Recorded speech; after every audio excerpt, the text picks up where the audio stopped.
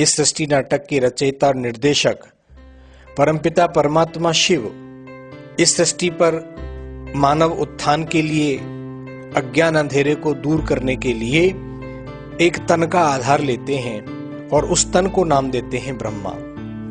प्रजापिता ब्रह्मा मुख के द्वारा ज्ञान देते हैं, इसलिए मुख वंशावली उत्पत्ति कही जाती है, जिनको हम ब्रह्मा कुमार और ब्रह्मा कुमारियां कहते हैं।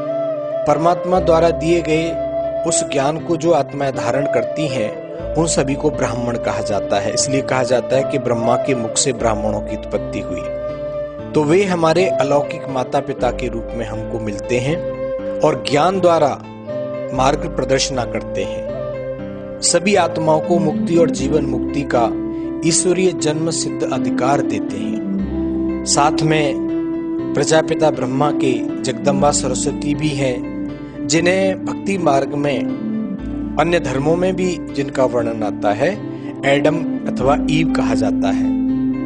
इस सृष्टि नाटक के नायक और नायिका हैं दोनों, प्रजापिता ब्रह्मा और जगदम्बा सरस्वती, क्योंकि इन्हीं द्वारा स्वयं परमपिता परमात्मा शिव इस सृष्टि पर स्वर्ग की स्थापना का कार्य ज्ञान और योग के द्वारा करते हैं।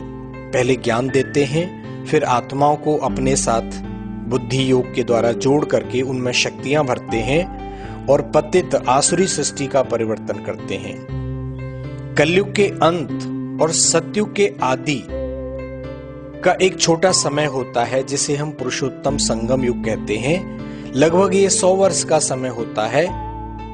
भक्ति मार्ग में इसको हम पुरुषोत्तम मास के रूप में मनाते आए हैं। इस समय परमात्मा इस सृष्टि पर अवतरित होते हैं और हम बच्चों को पूरी सृष्टि के आदि मध्य का ज्ञान दे करके हमको दुखों से छुड़ाकर मुक्ति धाम परम धाम में लेके जाते हैं। आप देखेंगे इस चित्र में लिखा गया है, विश्व के इतिहास और भूगोल की पुनरावृत्ति होती है। कलयुग के अंत में परमपिता परमात्मा शिव शंकर रूपी देवताओं के द्वारा सृष्टि का महाविनाश कराते हैं। तब लगभग सभी आत्मा रूपी एक्टर अपने प्यारे देश अर्थात मुक्ति धाम को वापस जाती हैं और पुनः सतयुग के आरंभ से आदि सनातन देवी देवता धर्म की मुख्य मनुष्य आत्माएं इस सृष्टि रंगमंच पर पुनः आना शुरू करती हैं। और फिर 2500 वर्ष के बाद द्वापर युग का आरंभ होता है। अन्य अनेक धर्म स्थापकों द्वारा अनेक धर्म वंशों की स्थापना अपने अपने समय पर होती है। एक निश्चित अनादि पार्ट है जो हर आत्मा परम धाम से आकर के अपना अपना बजाती हैं। पहले देवता धर्म की आत्माएं 2500 वर्ष तक सृष्टि पर रहती हैं, जिसको स्वर्ग काल कहा जाता है, और उसके बाद अन्य धर्मों की आत्माएं आती हैं। सृष्टि नाटक हर 5000 वर्ष के बाद हूबहू पुनरावृत्ति होती है।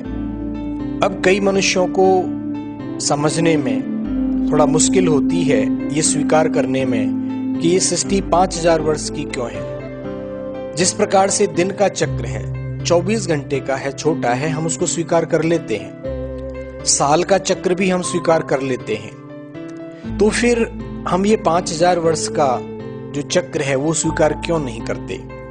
क्योंकि युगों की अवधि 1250 वर्ष है। बेशक एक अधिक समय है, इसमें कई जन्म परिवर्तन हो जाते हैं। हम अगले जन्म में चले जाते हैं तो पिछले जन्म को भूल जाते हैं। इस कारण थोड़ा कठिन होता है हमें समझना, लेकिन आप चिंतन करेंगे तो आपको समझ आएगा कि ये सृष्टि नाटक 5000 वर्ष में पुनः रिपीट होता है। जैसे आज अनेक कितने दिन कितनी वर्ष बीत गए हम बता नहीं सकते, काउंट नहीं कर सकते। उसी प्रकार से अनेक चक्र भी बीत चुके हैं जिनको हम काउंट नहीं कर सकते।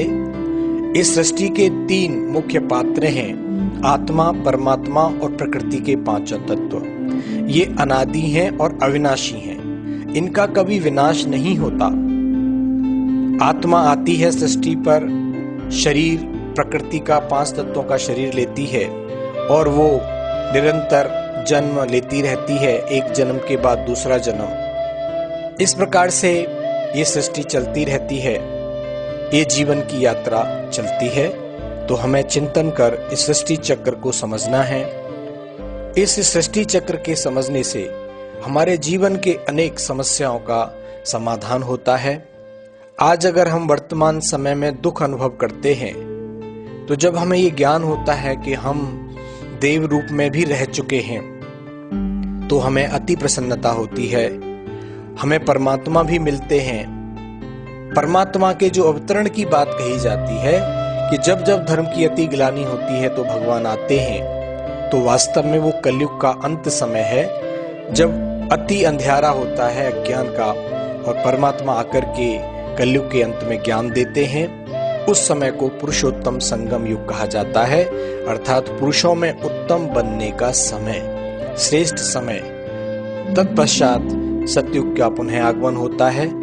उससे पूर्व हम घर जाते हैं, रेस्ट करते हैं और फिर वापस इस सृष्टि पर पार्ट बजाने के लिए आते हैं। जैसे कहा जाता है, सुबह व्यक्ति काम के लिए निकलता है, पूरे दिन कार्य करके रात्रि शाम को थक जाता है, रात्रि में विश्राम करता है और पुनः अपने काम पर वो दूसरे दिन जाता है। उसी प्रकार ये सृष्टि का चक्र है। ओम शांति।